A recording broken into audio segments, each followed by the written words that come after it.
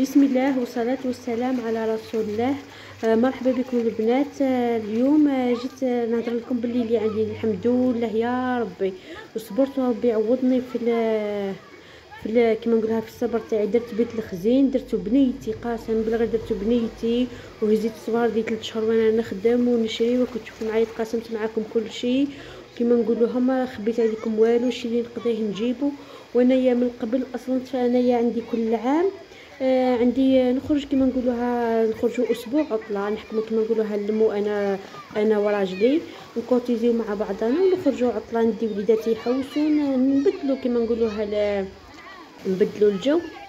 بصح كي قررت ندير بيت الخزين حكمت فهمت انا وليداتي، قلت لهم شوفوا ولا كان كما نقولوها نخرجوا نهار فريد وصبار هذوك العطله، صبرت العطله نديروا بهم بيت الخزين هكا، باه العام الجاي نكونوا كما نقولوها ماناش في ازمات، نعيشوا حياتنا نتمتعوا كلش. قلت لهم البدايه بقى حتكون صعيبه، والعام الجاي يا ربي ان شاء الله نعوضكم.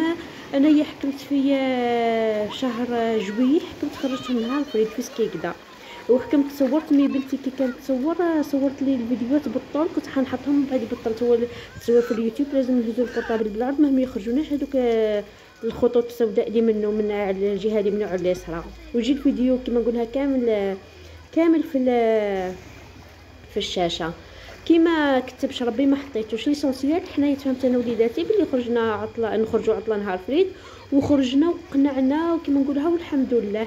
ولا هما تاني يعاونوني في الاقتصاد، يعاونوني كما نقولها يشوفوا الضوء طافي شاعل يطفيوه، كما نقولوا عاونوني في قداش حاجه، صبروا على قداش حاجه ليسونسيال، عاونوني وخلاص وقنعوا بقداش حاجه. ما حبوش كما نقولوها يطلبوا طلبات كبيره ما من الادوات كما نقول هكا، ما عندناش يكون الادوات تدخلوا بالمحاك تاعكم تاع العام اللي فات نغسلهم لكم. المهم صبروا وانا هما صبروا وانا صبرت.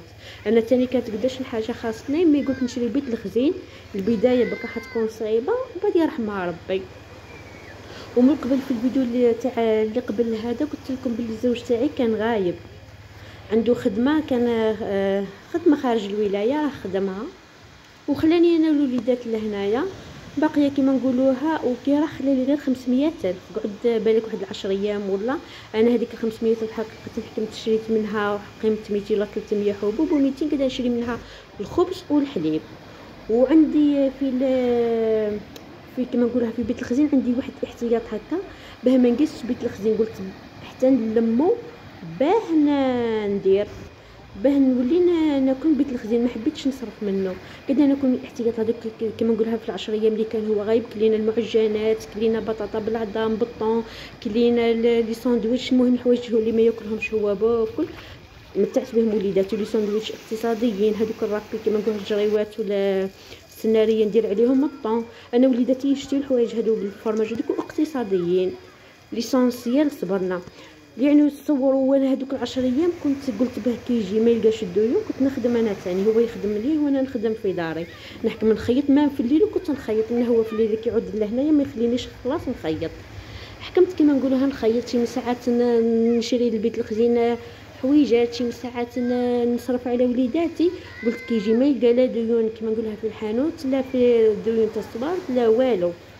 ويعني سبحان الله قسما بالله كي درت النيه في داري، شوفوا ربي جازاني، لاني تخيلوا في سبتمبر جامي صرت اني نخرج عطله.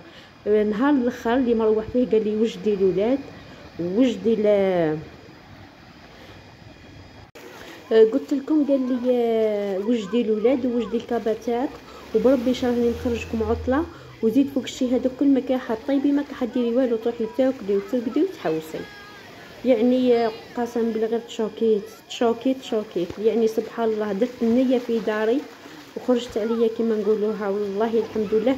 نتمناها لاي وحده دير النيه وربي يعوضها كما نقولوها. انا درت صورداتي صرفتهم في بيت خزيني وعلى وليداتي، والله جازاني والحمد لله.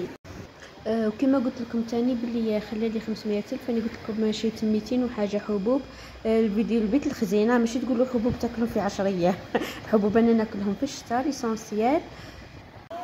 الفيديو المقبل حنشارك معكم الحبوب اللي شريتها ونقول لكم على الاسعار تاعها، لانها كما نقولوا هي اسعار انا شريتها التعاونيه للحبوب. انا ما شريتهاش من الحوانت اللي يعني والله يا البنات افير كون يعني تشريو من التعاونيه للفلاحه.